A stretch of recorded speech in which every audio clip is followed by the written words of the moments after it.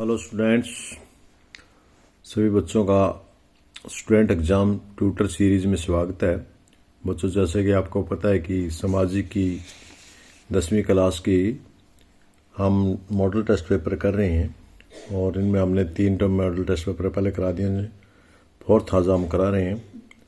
ये आपकी हेल्प के लिए, आपके सहयोग के लिए सीरीज़ चलाई हुई है, तो इसमें आप अपने इनका सहयोग लेकर के अपनी अच्छी तैयारी कर सकते हैं और परीक्षा में अच्छे अंक लेने के लिए इनमें तैयारी करें। तो आओ मेरे साथ चलते हैं और तैयारी करते हैं। तो सबसे पहले हम कर रहे हैं छोटे प्रश्न, इसके एमसीक्यू में सबसे पहले आपका पहला प्रश्न है, साम्राज्यवाद का एशियाई पर सकारात्मक क्या प्रभाव पड़ा।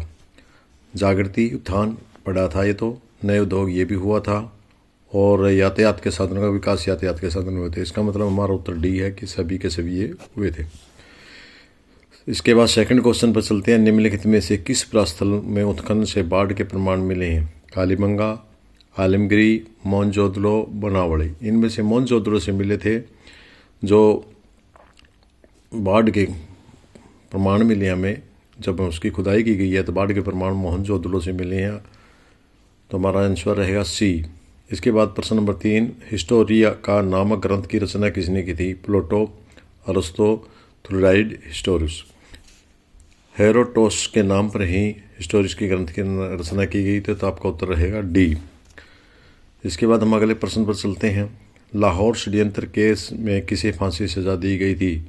भगत सिंह, सुखदेव, राजगुरु। भगत सिंह को भी दी गई थी, सुखदेव को भी दी गई थी, राजगुरु को भी दी गई थी। इसका मतलब हमारा उत्तर डी। लाहौर जो षड्यंत्र था उसमें तीनों साथी इकट्ठे थे और तीनों को इकट्ठी फांसी दी गई थी।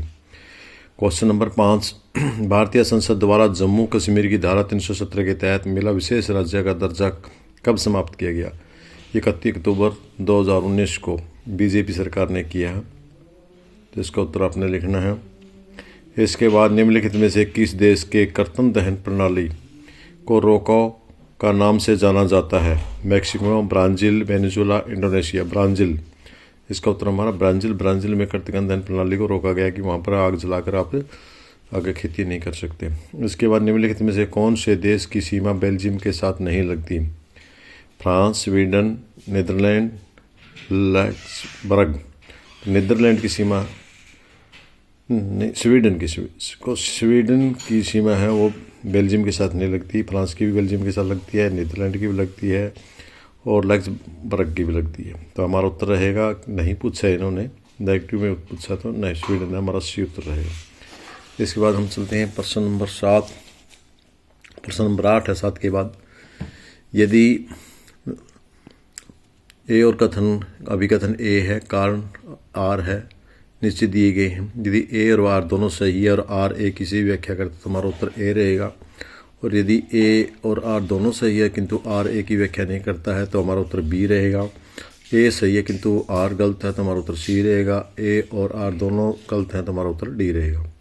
तो हम पढ़ते हैं अभिकथन पहले। विनिर्माण उद्योग किसी भी देश के विकास का आधार माना जाता है। बिल्कुल सही है। किसी देश का विकास किस पर डिपेंड करता है, उस देश में कितना निर्माण उद्योगों का निर्माण हो रहा है।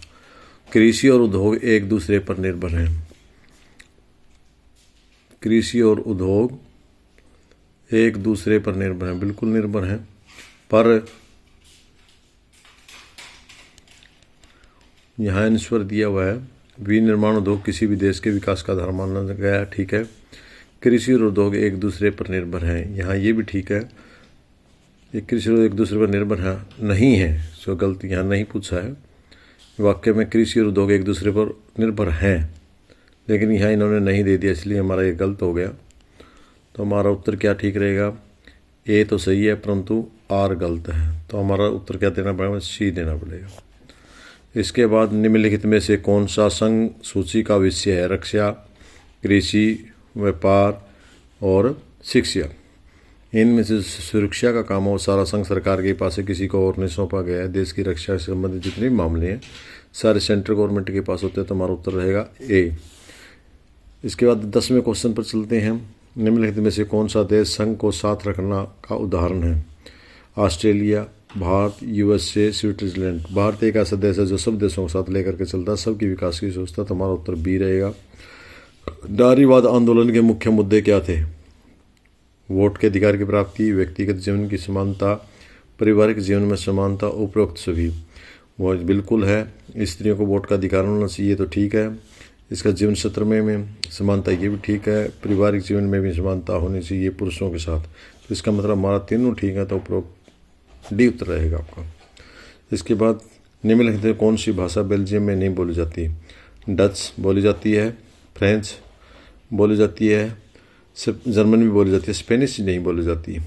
वहाँ पर डच लोग भी हैं, फ्रेंच भी हैं और जर्मन के भी हैं, तो वहाँ पर स्पेनिश भाषा नहीं बोली जाती, इसलिए हमारा उत्तर रहेगा, या नेगेटिव में पूछा आंसर तो सी रहेगा। निम्नलिखित में पड़ोसी देशों में से मानव विकास के लिहाज से किस देश की स्थिति भारत से बेहतर है? इसके श्रीलंका कहते हैं हम। आज चाहे श्रीलंका के हालात ख़राब हैं, लेकिन फिर भी भारत से इसके हालात हमेशा बढ़िया माने गए हैं। निम्नलिखित में से कौन सा व्यापार अवरोधक या व्यापार में बाधक का एक उदाहरण है? निर्यात पर कर, आयात पर कर, मुक्त व्यापार और निर्यात पर कर। प्रतिबंध, जो आयात पर कर है व्यापार का अवरोधक है, व्यापार में बाधा डालता है, क्योंकि यदि आयात कर ज़्यादा लगा देंगे तो आयात देश में कम होगा, तो हमारा उत्तर बी ठीक है। इसके बाद एक आदर्श समय सहायता समूह में कितने सदस्य होने चाहिए? स्वयं सहायता समूह में कम से कम 15 से 20 सदस्य होने चाहिए। हमने कई बार पढ़ लिया है, ये आंसर आपने लिख देना है इसमें। इसके बाद प्रश्न नंबर 8 की तरह हमारा प्रश्न नंबर 16 भी है। वहीं विकल्प दिए हैं, यदि ए और आर दोनों सही हैं तो आर ए की सही व्याख्या करता है तो हमारा उत्तर रहेगा ए और बी दोनों सही हैं, किंतु आर ए की सही व्याख्या नहीं करता, उत्तर रहेगा बी। ए सही है परंतु आर गलत, उत्तर रहेगा सी। ए और दोनों गलत, हमारा उत्तर रहेगा डी। अब हम पढ़ते हैं स्टेटमेंट है, बाजार में उपभोक्ताओं की सुरक्षा के लिए नियमों उपनियमों की आवश्यकता है। बिल्कुल ठीक है। तो आर है, रीज़न है इसका, बाजार में उपभोक्ता अपने आप को कमज़ोर स्थिति में पाता है। बाजार में उपभोक्ता अपने आप को कमज़ोर स्थिति में पाता है क्योंकि बाजार में दुकानदार अपने हिसाब से रेट लगाता है, कीमत बनाता है बाजार की, तो इसीलिए उपभोक्ताओं के लिए नियमों और उपनियमों का होना ज़रूरी है। इसका मतलब है ये इसकी व्याख्या भी करता है, तो हमारा उत्तर रहेगा ए, दोनों सही हैं और ए इसकी व्याख्या कर रहा है, तो इसका उत्तर रहेगा 16 का हमारा ए। इसके बाद हम आगे चलते हैं अगले क्वेश्चन पर।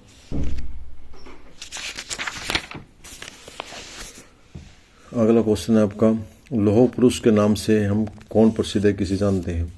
महात्मा गांधी, सरदार भाई पटेल, लाला लाजपत राय, भगत सिंह। तो सर लौह पुरुष के नाम से हम सरदार भाई पटेल को जानते हैं, तो हमारा उत्तर रहेगा बी। इसके बाद एजेंडा 21 को कब स्वीकृति प्रदान की थी? ये पहले भी हाल ही आपका क्वेश्चन है। 1992 में एजेंडा 21 को स्वीकृति प्रदान मिल गई थी। ऑल इंडिया तृणमूल कांग्रेस को राष्ट्रीय दल के रूप में मान्यता किस वर्ष में मिली थी? इसको 2016 में मिली थी। और इसी के साथ 6 से 7 सदस्य 6 हो गए थे हमारे राष्ट्रीय दल। 20वां प्रश्न है, खालिस्तान क्षेत्र में श्रमिक की वस्तुएं उत्पादित नहीं करते। तृतीय क्षेत्र में नहीं होते, प्राथमिक क्षेत्र में प्राकृतिक साधनों से होते हैं और द्वितीय क्षेत्र में उद्योग आते हैं, तो इनमें भी होता है उत्पादन, इसमें भी उत्पादन होता है, बट तृतीय क्षेत्र में उत्पादन नहीं होता, ये सेवाएं होती हैं, तो हमारा उत्तर रहेगा सी। इसके बाद आपका प्रश्न, रोमन सभ्यता में के गणतंत्र काल की 2 विशेषताएं बताइए। रोम में गणतंत्र काल में 509 ईस्वी से 103 ईस्वी तक रहा। इस काल में राज्य की वास्तविक शक्ति जनता के हाथों में थी। प्लेबियन व दास वर्ग को भी किसी प्रकार की राजनीतिक अधिकार प्राप्त नहीं थे। ये रोमन सभ्यता की विशेषताएं थी। इसके बाद अगला प्रश्न आपका, पारसी धर्म व यहूदी धर्म के संस्थापकों के नाम बताइए। पारसी धर्म के संस्थापक ईरानी शासक जदुर थे, चैप्टर में हमने पढ़ा था, जरथुस्तर थे। और यहूदी धर्म का आरंभ पैगंबर हजरत अब्राहम के द्वारा माना जाता है, तो ये दोनों लिख सकते हैं आप। नंबर 1 पारसी धर्म का जरथुस्तर और यहूदी का पैगंबर हजरत अब्राहम। प्रति भूमि से आपका क्या अभिप्राय है? वह भूमि जिसमें लगातार फसल नहीं बोई जाती, लंबे समय तक बगैर फसल बोए पड़ी रहती है और उसकी उपजाऊ शक्ति बढ़ाने के लिए उसको खाली छोड़ दिया जाता है, उसे प्रतिभूमि कहते हैं। जब पहले उर्वरक नहीं थे तो किसान कुछ भूमि पर खेती कर लेते थे, कुछ भूमि उपजाऊ होने के लिए कुछ समय के लिए खाली छोड़ देते थे, तो उसे प्रतिभूमि कहते थे। आरक्षित वन किसे कहते हैं? परिभाषित कीजिए। वह वन क्षेत्र जिसमें पशु चराना और लकड़ी काटना प्रतिबंधित होता है, मनाही होती है जिसमें, नहीं तो वहाँ लकड़ी काट सकते और नहीं पशु चरा सकते, उसे आरक्षित वन कहते हैं। और भारत की विधायिकाओं में महिलाओं का प्रतिनिधित्व की स्थिति क्या है? भारत में विधायकों में महिलाओं की प्रतिनिधित्व अनुपात बहुत ही कम है। लोकसभा में महिलाएं सांसदों की संख्या के सदस्यों की लगभग 14% के आसपास पहुंच गई है। राज्यों में विधानसभाओं में उनका प्रतिनिधित्व 5% से भी कम है। इस मामले में भारत का स्थान दुनिया के अन्य देशों की तुलना में काफ़ी कम है। भारत में इस मामले में अफ्रीका और लैटिन अमेरिका कई विकासशील देशों से पीछे है। अर्थात महिलाएं हमारे देश में राजनीतिक में बहुत पीछे है, इनका प्रतिनिधित्व बहुत कम है। प्रति व्यक्ति आय की गणना कैसे करते हैं? देश की कुल जनसंख्या से भाग दे करके प्रति व्यक्ति आय किया जाता है। जितनी भी देश की आय होती है उस आय को जनसंख्या से भाग दे दिया जाए तो प्रति व्यक्ति आय निकल आती है, जिसको हम औसत आय भी कहते हैं। बाकी बचे हुए विषय क्या होते हैं? इन पर कौन कानून बनाता है? बाकी बचे हुए विषयों जैसे अवशिष्ट शक्तियाँ कहा जाता है। कुछ ऐसे विषय जो अस्तित्व में आ गए हैं या जो तीनों सूचियों में से छूट गए थे। तीन सूचियाँ हैं हमारी, संघ सूची जिसे केंद्र सूची भी कह देते हैं, राज्य सूची और संवर्तन सूची। कुछ ऐसे हैं जो या तो पीछे जिनका आविष्कार बाद में हुआ है या उन तीनों सूचियों में से छूट गए, तो उन्हें बाकी बचे विषय कहते हैं। और इन्हें अवशेष शक्तियाँ भी कहा जाता है, जैसे आतंकवाद का मसला, इंटरनेट, कंप्यूटर आदि। इन विषयों पर संघ को कानून बनाने का अधिकार होता है, केंद्र सरकार को कानून बनाने का अधिकार होता है।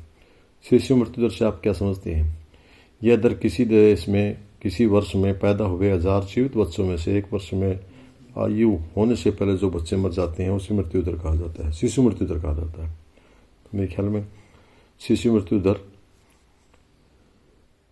किसी भी एक वर्ष के दौरान 1000 जीवित बच्चों में से एक वर्ष की आयु होने से पहले मर जाने वाले बच्चे के अनुपात को दर्शाने वाले संख्या को हम शिशु मृत्यु दर कहते हैं।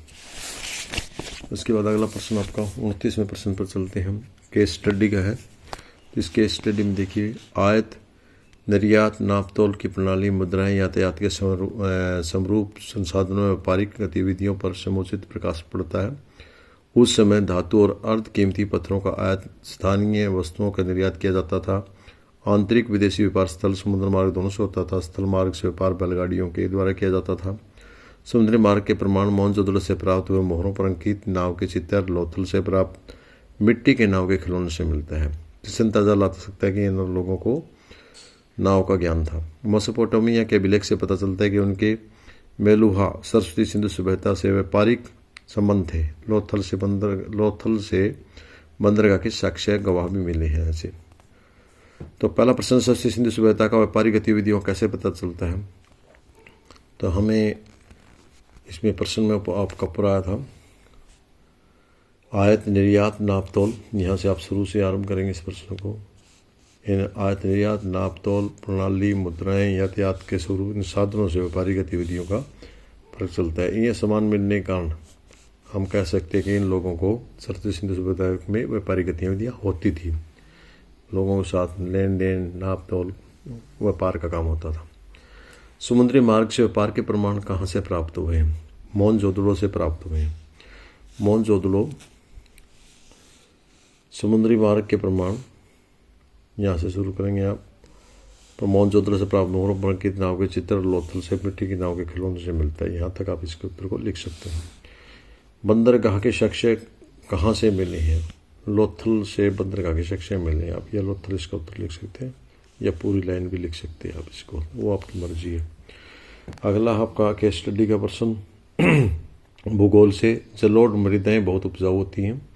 अधिकतर जलोढ़ मृदाएं पोटास, फास्फोरस, चूनायुक्त होती हैं और जो इनको गन्ने, चावल, गेहूँ, अन्य साधनों, दलहन फसलों की खेती के लिए उपयुक्त बनाती है। अधिक उपजाऊपन के कारण जलोढ़ मृदा वाले क्षेत्रों में गहन की कृषि की जाती है या जनसंख्या घनत्व भी अधिक है। सूखे क्षेत्रों की मृदाएं अधिक अक्षारीय होती है। इन मृदाओं का सही उपचार और सिंचाई करके पैदावार को बढ़ाया जा सकता है, क्योंकि वहाँ पर जरूरत ज़्यादा होती है, ज़्यादा लोग होते हैं। तो सबसे पहले जलोढ़ मृदाओं की किन पदार्थों की अधिकता होती है? तो इसमें आया था यहाँ है पोटास, फास्फोरस और चूना युक्त, यानी चूना, फास्फोरस और पोटास, ये जलोढ़ मृदा में अधिक तत्व पाए जाते हैं। आगे जलोढ़ मृदा वाले क्षेत्रों में किस प्रकार की कृषि होती है। यहाँ भी आपने पढ़ा था, अधिक उपजाऊ के कारण जलोढ़ वाले गहन कृषि होती है, तो यहाँ हम गहन कृषि इसका उत्तर लिख सकते हैं। इसके बाद जलोढ़ में दो प्रकार कौन से हैं, इसमें नहीं है, लेकिन आपने जब भी पाठ पढ़ा था, पाठ में हमने पढ़ा था कि जो जलोढ़ मिट्टी है वो दो प्रकार की होती है, एक बांगड़ और दूसरी खादर। तो इसके बाद हम चलते हैं अगला केस स्टडी के प्रश्न पर। संघीय शासन व्यवस्था का सर्वोच्च सत्ता केंद्र प्राधिकार और उसकी विभिन्न आनुषंगिक इकाइयों के बीच बढ़ जाता है। आमतौर पर संघीय व्यवस्था में दो स्तर की सरकार होती हैं। इसमें एक सरकार पूरे देश के लिए होती है जिसके अंतर्गत राष्ट्रीय महत्व के विषय होते हैं। फिर राज्य प्रांतों के सदर की सरकार होती हैं जो शासन के दैनिक कामकाज को देखती है। सत्ता के इन दोनों स्तरों की सरकार अपने अपने स्तर पर स्वतंत्र होकर अपना काम करती हैं। इस अर्थ में संघीय शासन व्यवस्था में एकात्मक शासन की व्यवस्था को ठीक उल्ट है। एकात्मक व्यवस्था में शासन का एक ही स्तर होता है और बाकी इकाइयाँ उसके अधीन होकर काम करती हैं। इसमें केंद्र सरकार या प्रांतीय सरकार स्थानीय सरकारों को आदेश दे सकती है, पर संघीय व्यवस्था में केंद्रीय सरकार राज्य सरकारों को कुछ खास करने का आदेश नहीं दे सकती। राज्य सरकारों के पास अपनी शक्तियाँ होती हैं, इसके लिए वह केंद्र सरकार को जवाबदेही नहीं होती। ये दोनों सरकारें अपने अपने स्तर पर जवाबदेही होती हैं। सबसे पहले प्रश्न हम निम्नलिखित में से किस व्यवस्था के अंतर्गत सर्वोच्च सत्ता का केंद्रीकरण प्राधिकरण उसके आनुषंगिक इकाइयों के बीच बढ़ जाता है। किसमें? संघीय शासन में। तो आपका उत्तर यहाँ लिख सकते हैं आप, संघीय शासन व्यवस्था में, या पूरी लाइन भी लिख सकते हैं आप, यहाँ से लेके यहाँ तक या तो पूरी लाइन लिखिए या फिर आप सिर्फ संघीय शासन व्यवस्था इतना उत्तर भी दे सकते हैं। आप कोशिश करें समय बचाने के लिए कम छोटा सा छोटा लिखें। एक नंबर का क्वेश्चन है, ज़्यादा लिखने की ज़रूरत नहीं है। इसके बाद हम अगले प्रश्न पर चलते हैं। यहाँ ऑप्शन टाइप भी दिया हुआ है, तो इसमें आप संघात्मक शासन व्यवस्था इन्होंने लिखा भी है, तो आप ये इसका उत्तर दे सकते हैं, संघात्मक बी उत्तर। इसके बाद संघीय व्यवस्था में शासन व्यवस्था एक ऐसी व्यवस्था होती है जिसमें केंद्र अधिक प्रभावशाली होते हैं। नहीं, ये तो नहीं हो सकता, केंद्र प्रभावशाली एकात्मक में होते हैं। शक्तियों का केंद्रीकरण केवल उस केंद्र सरकार के पास निहित होता है, ये भी नहीं है। केंद्र के पास क्यों, राज्य सरकार के पास भी अधिकार होते हैं। केंद्र के समान प्रांतीय सरकार को भी समान अधिकार प्राप्त होते हैं, ये ठीक है, आपका सी उत्तर ठीक है। संविधान में मौलिक प्रावधानों को केवल केंद्र सरकार बदल सकती है, ये गलत है, तो हमारा उत्तर सी रहेगा। हमने पहले में पढ़ा था अभी ये संघीय शासन प्रणाली में राष्ट्रीय महत्व के विषय पर कानून बनाने का अधिकार किसे होता है। जो राष्ट्रीय महत्व, जितने देश से संबंधित मसले जितने भी हैं, उस पर सिर्फ केंद्र सरकार या संघीय सरकार ही कानून बना सकती है। राज्य सरकार नहीं बना सकती, प्रांतीय सरकार नहीं बना सकती, दोनों को नहीं अधिकार है और उच्चतम न्यायालय को भी नहीं है, सिर्फ संघीय सरकार को ही है देश के राष्ट्रीय कार्य जितने भी हैं। अब हम एक और केस स्टडी लेते हैं अर्थशास्त्र से। लक्ष्मी और उसके 2 हेक्टेयर असंचित भूमि खंड का उदाहरण लेते हैं और उसके परिवार की भूमि की सिंचाई एक कुएं का निर्माण करने के लिए सरकार कुछ मुद्रा व्यय करती है या बैंक में कुछ ऋण प्राप्त करती है। तब लक्ष्मी अपनी भूमि की सिंचाई करने में सक्षम होती है और रबी के मौसम में एक दूसरी फसल उगाती है। और हम मान लेते हैं कि 1 हेक्टेयर गेहूँ की फसल को 2 लोग 50 दिनों में बीज डालने, पानी देने और खाद डालने, कटाई में तक रोजगार प्रदान कर सकती है। अति परिवार के 2 अन्य सदस्य भी अपनी ज़मीन में रोजगार मिल सकता है। अब हम मान लेते हैं कि ऐसी कई खेती की सिंचाई करने के लिए एक नए बांध का निर्माण किया जाता है अथवा एक नहर खोदी जाती है। इससे कृषि क्षेत्र में रोजगार करने का अवसर सर्जित हो सकेंगे और अलग बेरोजगारी की समस्या अपने आप कम हो जाएगी। सबसे पहले है लक्ष्मी का संबंध किस आर्थिक गतिविधि से है। लक्ष्मी का आर्थिक गति है खेती से करती है, सीधी खेती कर रही है, भूमि के काम कर रही है, तो हमारा प्राथमिक क्षेत्र से है। इसमें लिखा नहीं है बट आपको पता है जो सीधे सीधे प्राकृतिक वस्तुओं से जुड़े हुए हैं, निर्माण का कार्य प्राकृतिक से हम उसका प्राथमिक क्षेत्र में शामिल करते हैं। दूसरा है रबी की सिंचाई ऋतु की फसल का उदाहरण दीजिए। गेहूँ, ये गेहूँ की फसल है, इसको रबी की फसल बोलते हैं, आपको पता भी है। किस क्षेत्र में अल्प बेरोजगारी पाई जाती है। खेती के काम में, कृषि के काम में, कृषि क्षेत्र में रोजगार करने का अवसर सृजित हो सके, कृषि के क्षेत्र में अल्प बेरोजगारी पाई जाती है। आगे आपका प्रश्न 3 नंबर का, रोमन की शासन व्यवस्था कैसी है। तो रोमन में गणतंत्र शासन व्यवस्था जनता द्वारा चुनी हुई सीनेट के केंद्र के हाथ में होती है। नंबर 2, सीनेट के सदस्य की संख्या 300 थी और ये सभी पैट्रिशियन वर्ग के होते थे। रोम की व्यवस्था की शासन व्यवस्था की बात कर रहे हैं हम। सीनेट द्वारा 2 न्यायाधीश नियुक्त किए जाते जिन्हें कौंसिल कहते थे। ये मुख्य न्यायाधीश, प्रमुख, सेनापति और प्रशासक होते थे। अगला पॉइंट है, कौंसिल की मदद के लिए एक वित्त अधिकारी होता था जिसे हम क्वेस्टर्स कहते थे। शासन में सहायता देने के लिए सेंसर, जिसको कर वसूलने वाला अधिकारी कहते थे। एल्डीज शासन व्यवस्था बनाए रखने वाला अधिकारी होता था। और प्रोटोर न्यायाधीश नामक अतिरिक्त अधिकारी होते थे। स्वर्णिम चतुर्भुज राजमार्ग की कोई उद्देश्य बताइए। स्वर्णिम चतुर्भुज राजमार्ग योजना का उद्देश्य देश के महानगरों को जोड़ना, इससे देश का आर्थिक विकास बढ़ाना और परिवहन में लगने वाले समय को कम करना। आधुनिक लोकतंत्र व्यवस्था में सत्ता की साझेदारी का उदाहरण दीजिए। आधुनिक लोकतंत्र व्यवस्था की भागीदारी के विभिन्न रूप हो सकते हैं। हम इसमें प्रश्न में आगे चलते हैं। नंबर 1, सरकार के विभिन्न अंगों के बीच साझेदारी। नंबर 2, सरकार के सत्रों पर साझेदारी। और नंबर 3, सामाजिक समूहों में सत्ता का बंटवारा। इनको लेकर के हम आधुनिक लोकतंत्र व्यवस्थाओं में सत्ता की साझेदारी कर सकते हैं। इसमें देखा ना, अपने देख सकते हैं सरकार के विभिन्न अंगों के बीच साझेदारी। जितने भी प्रशासनिक शासन प्रणाली में शासन के विभिन्न अंग हैं, चाहे कार्यपालिका, न्यायपालिका, विधानपालिका, अपनी अपनी शक्तियाँ प्रयोग करते हैं और इनके द्वारा कहाँ कार्यपालिका, विधानपालिका द्वारा बनाए कानून को लागू करती है, न्यायपालिका उसमें अंकुश बनाए रखती है। ऐसे बंटवारे में सुनिश्चित हो जाता है कि कोई भी अंग सत्ता के असीमित उपयोग नहीं कर सकता। सरकार के सत्रों पर साझेदारी। सत्ता केंद्र सरकार और राज्य सरकार पर अपने अपने अधिकार बांटे हुए हैं। स्थानीय सरकार के भी बांटे हुए आजकल तो। सामाजिक समूहों का सत्ताओं में बंटवारा।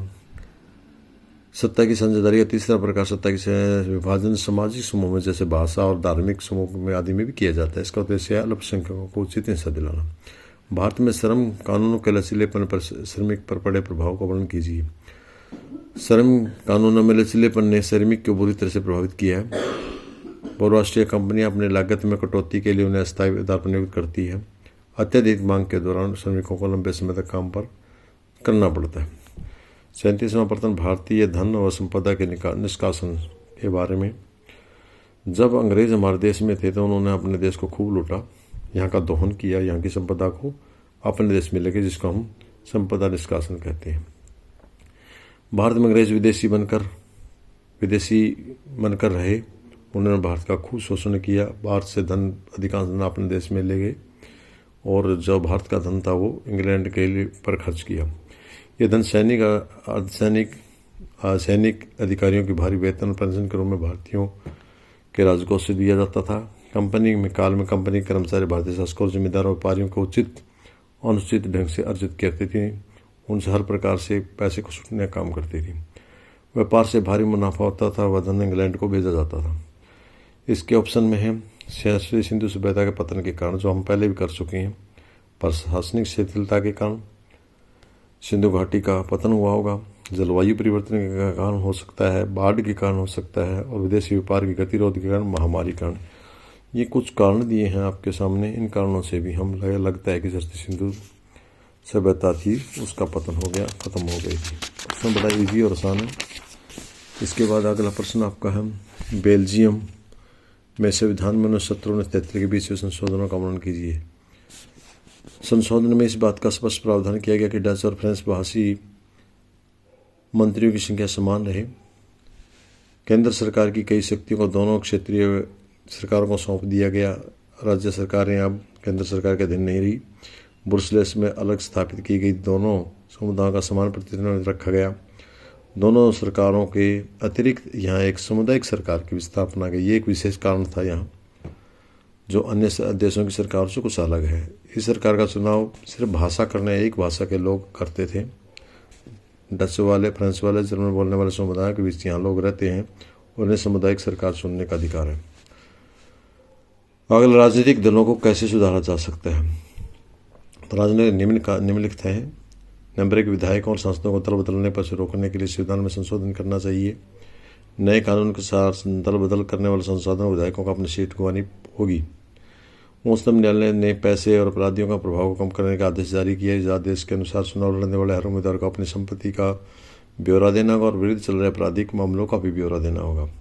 चुनाव आयोग ने आदेश के द्वारा सभी दलों के लिए एक संगठन का चुनाव करना और आयकर रिटर्न भरना भी आवश्यक बना दिया है। इसके तरीके और भी सुझाव दिए गए। चुनाव खर्च सरकार उठाएगी। सरकार चुनाव लड़ने के लिए दलों को धंधे और राजनीतिक दलों का आंतरिक कामकाज को व्यवस्थित करने का कानून बनाया जाना चाहिए। राजनीतिक महिलाओं की एक खास न्यूनतम अनुपात में टिकट जरूरत है, अर्थात महिलाओं को ज़्यादा से ज़्यादा आरक्षण होना चाहिए। चाय की कृषि की भौगोलिक परिस्थितियाँ क्या होती हैं? चाय एक रोपण कृषि है और यह एक पेय पदार्थ है। भौगोलिक परिस्थितियों में तापमान है वो चाय का पौधा वो उष्णकटिबंध का जलवायु का पौधा, इसलिए इसको 25 से 30 तक तापमान चाहिए। वर्षा इसके लिए 125 से 250 सेंटीमीटर होनी चाहिए। वर्षा तेज बौछारों वाली होनी चाहिए, परंतु इसके ढलानदार खेत होने चाहिए। वर्षा का पानी रुकना नहीं चाहिए, हर रोज़ मिलना चाहिए पानी, बट रुकना नहीं चाहिए, क्योंकि इससे इसकी जड़ें गल जाती हैं। मिट्टी इसके लिए ह्यूमस और जीवांश वाली होनी चाहिए। धरातल इसके लिए ढलुआ भूमि होनी चाहिए। पानी जड़ों में नहीं रुकना चाहिए। इसके लिए अधिक श्रमिकों की ज़रूरत पड़ती है। चाय के वितरण के मुख्यतः असम, पश्चिम बंगाल, दार्जिलिंग और जलपाईगुड़ी जिलों में चाय की खेती की जाती है। तमिलनाडु और केरल में भी कहीं कहीं जगह पर इसकी खेती की जाती है। उत्पादन में 1960-61 में 3 लाख टन चाय का उत्पादन हुआ था। 21-22 में भारत में चाय का उत्पादन 1.2 बिलियन किलोग्राम था, अर्थात भारत चाय का सबसे बड़ा उत्पादन है दुनिया का, देश का। इसके बाद हम अगले प्रश्न पर चलते हैं। भारत में विभिन्न प्रकार की सड़कों का वर्णन कीजिए। भारत में 6 प्रकार के सड़कों को 6 प्रकार के वर्गों में बांटा गया है। नंबर 1 स्वर्ण चतुर्भुज महामार्ग, जो बड़े बड़े शहरों को मिलाती है, हमारे महानगरों को, दिल्ली, कोलकाता, चेन्नई, मुंबई, इनको जोड़ने वाले ये 6 लेन वाले महामार्ग हैं। इनका सार्वजनिक चतुर्भुज महामार्ग के नाम से जानते हैं। दूसरा राष्ट्रीय राजमार्ग, ये राजमार्ग देश के दूर भागों को जोड़ती है। प्राथमिक सड़कें संयंत्र है। इनका निर्माण रखरखाव केंद्र सरकार करती है। इसका राज्य राजमार्ग, राज्यों की राजधानी और जिला मुख्यालय को जोड़ने वाली सड़कों को राज्य राजमार्ग कहते हैं। इनका निर्माण का दायित्व सार्वजनिक निर्माण PWD के पास होता है। और जिला मार्ग, ये सड़कें जिले के विभिन्न प्रशासनिक केंद्रों को मुख्यालय से जोड़ती है। अन्य सड़कें इसके अतिरिक्त अन्य ग्रामीण क्षेत्र, गाँवों को जोड़ने और शहरों को जोड़ने वाली सड़कें आती हैं। सीमांत सड़कें वे सड़कें हैं जो हमारे देश की सीमा के साथ साथ बनाई गई हैं, और सड़कों का निर्माण और उनकी देख रेख का काम सरकार करती है। यह संगठन देश के उत्तर और पूर्वी भागों में सामरिक महत्व की सड़कों का निर्माण करता है। ये थे हमारे प्रश्न। अब आते हैं 40वें प्रश्न पर। इसमें आपका मैप में पूछा गया राखी गढ़ी। राखी गढ़ी हरियाणा में है, जैसे कि यहाँ में मैप में आपको ये दिखाया गया है। हरियाणा में इस जगह पर, इस हिस्से में दिखानी है इसको। दूसरा लोथल गुजरात में, जो हमारी कर्क रेखा इससे थोड़ा सा नीचे और इस कट से ऊपर दिखाना है। और इसके बाद ये तो था हमारा इतिहास का। भूगोल का मानचित्र और देख लेते हैं। भूगोल का मानचित्र ये आपके सामने। पहला नागार्जुन बांध। नागार्जुन बांध आपका ये यहाँ है तेलंगाना में, और जमशेदपुर आपका है ये उड़ीसा में, और आपका नागार्जुन बांध आ गया, ये आपका आ गया नागार्जुन बांध आ गया तेलंगाना में, और उड़ीसा में जमशेदपुर, और नरोरा परमाणु ऊर्जा संयंत्र आपका ये आ गया उत्तर प्रदेश में। तो ये सारे के सारे आपको 3 बताए गए। 3 नंबर का भूगोल का था और 2 नंबर का इतिहास का था। इसमें विषयों का मानचित्र नहीं है आपका, दोनों भारत के हैं। तो काफ़ी आपको जानकारी मिली होगी। धन्यवाद। आप सब इसी तरह देखते रहिए और अपनी जानकारी बढ़ाते रहिए। परीक्षा में अच्छे अंकों की शुभकामनाएं। धन्यवाद।